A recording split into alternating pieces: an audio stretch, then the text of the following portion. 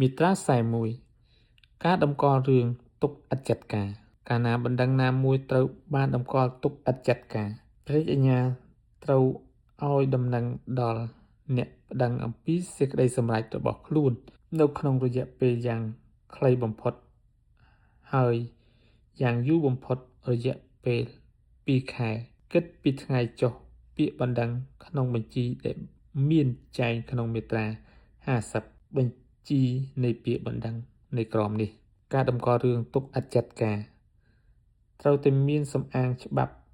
និងសំអាងហេតុការតម្កល់ទុកឥតចាត់ការនេះគ្មានអាជ្ញាអស់ជំនុំទេព្រះអាជ្ញាអាចសើរើកែប្រែសេចក្តីសម្រេចរបស់ខ្លួនវិញក្នុងខណៈដែលបណ្ដឹងអាជ្ញាមិនទាន់ផុតរលត់នោះឡើយប្រសិនបើអ្នកប្តឹងមិនសុខចិត្តនឹងសេចក្តីសម្រេចតម្កល់រឿងទុកឥតចាត់ការទេសម័យខ្លួនអាចធ្វើការតវ៉ាទៅអគ្គព្រះអាជ្ញាអមសាលាឧទ្ធរបានការតវ៉ានេះត្រូវធ្វើនៅក្នុងរយៈពេល2ខែគិតចាប់ពីថ្ងៃទទួលដំណឹងអំពីសេចក្តីសម្រេចតម្កល់រឿងទុកឥតចាត់ការ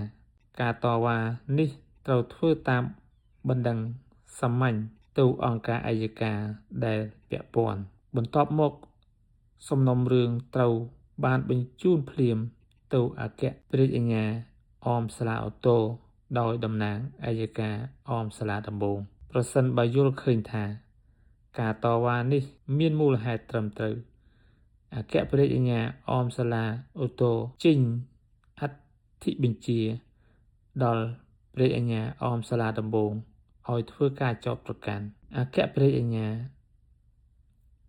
ធ្វើអធិបញ្ជាតាមការណែនាំជាលាយលក្ខណ៍អក្សរនៅក្នុងករណីផ្ទុយពីនេះអគ្គព្រះអាជ្ញាអមសាលាឧទ្ធរតម្កល់សេចក្តីសម្រេចរបស់ព្រះអាជ្ញាអមសាលាដំបូងទុកជាបានការអគ្គព្រះអាជ្ញាអមសាលាឧទ្ធរត្រូវឲ្យដំណឹងអំពីសេចក្តីសម្រេចនេះដល់អ្នកប្តឹងតវ៉ា